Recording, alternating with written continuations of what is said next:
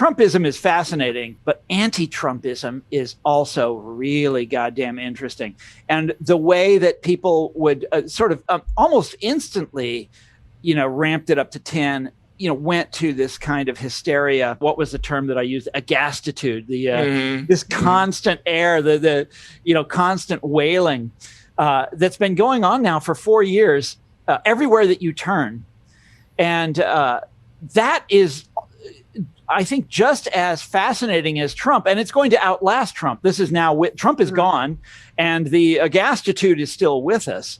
And one of the things that has been most shameful, I think, about the Trump years, we're talking about anti-Trumpists here during the Trump years, is their constant soliciting of these cultural monopolies, to soliciting them to crack down on their rivals, on on people they disagree with. Yeah, this is like crazy.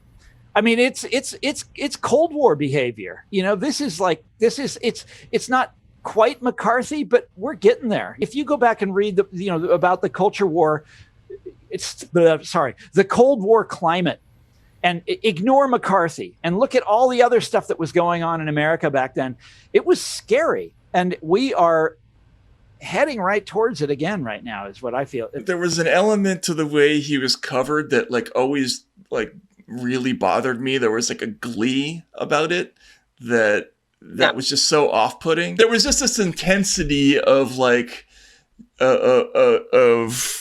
self-congratulation about how much more right we were than this guy, and it was like a mandatory tone to everything. And I hated that. When we go to write the history of these years, will we reckon with the anti-Trump attitude, which is loathsome in its own way, exactly like the way you described it. Yeah, and that's gone now. But it's not. No, that attitude is Trump is gone. Trump is gone. Right. Yeah, that attitude is still with us and will be with us. And this is where we started the show.